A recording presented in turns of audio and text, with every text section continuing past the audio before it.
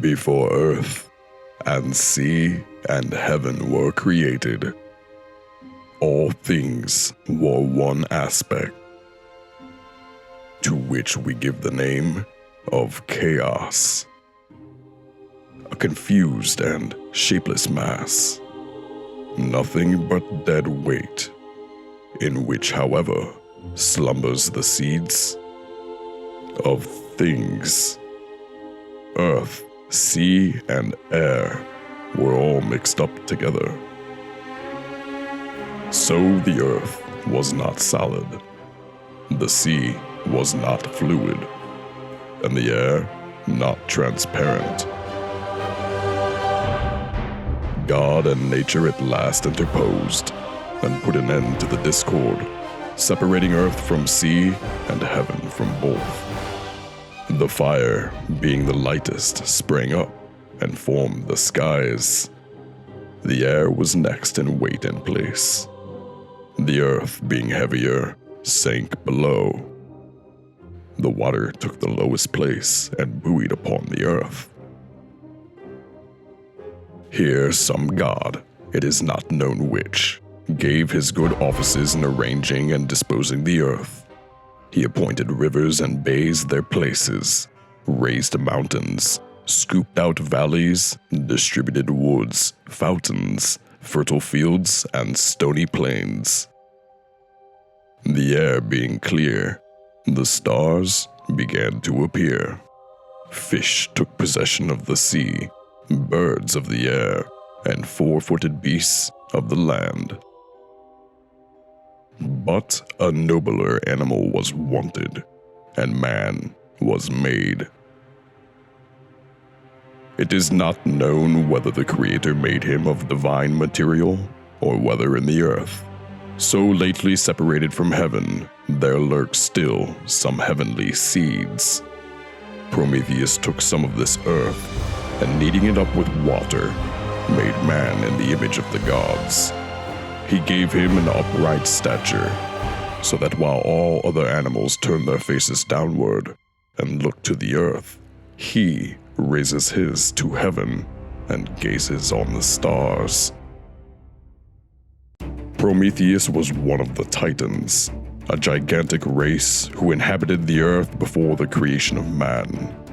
To him and his brother was committed the office of making man, and providing him and all other animals with the faculties necessary for their preservation.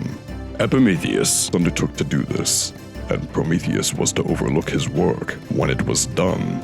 Epimetheus accordingly proceeded to bestow upon the different animals the various gifts of courage, strength, swiftness, sagacity, wings to one, claws to another, a shelly covering to a third, and so forth.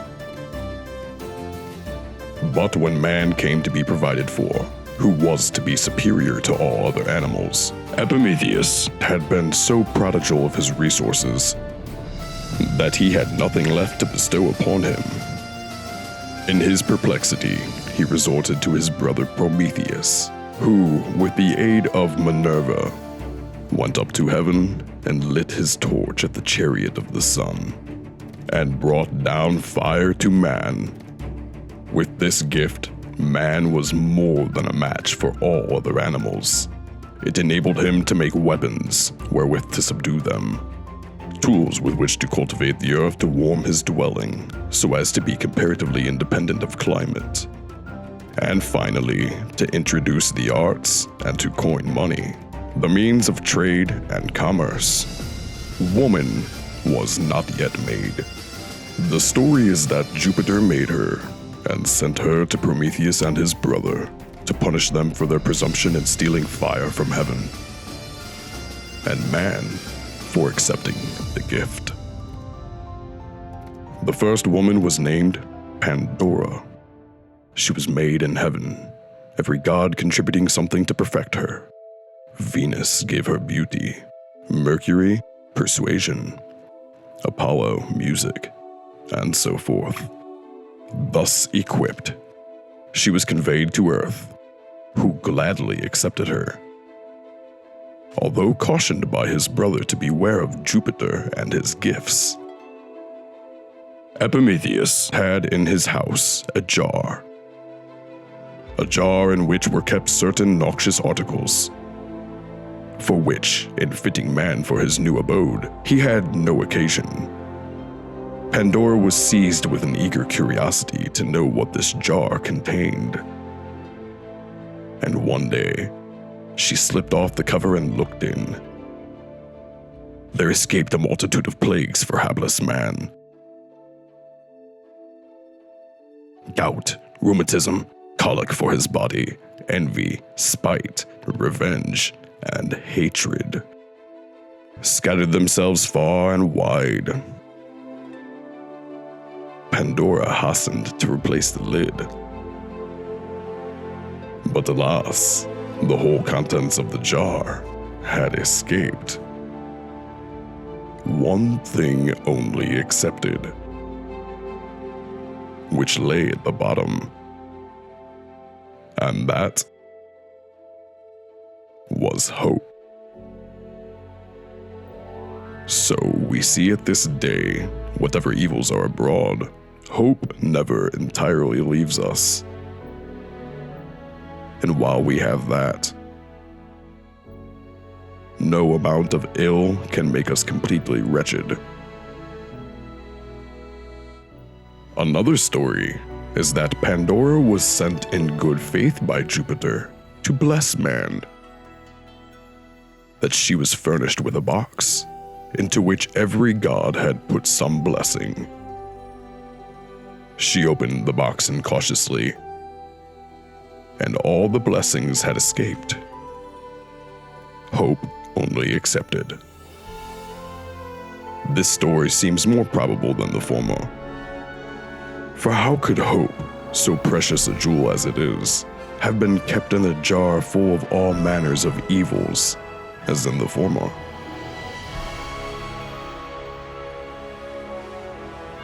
But what of Prometheus, who interposed in their behalf when Jupiter was poised against them, who taught them civilization and the arts, as in so doing, he transgressed the will of Jupiter. He drew down on himself the anger of the ruler of the gods. Jupiter had him chained to a rock on Mount Caucasus, where a vulture preyed on his liver, which was renewed as fast as it was devoured.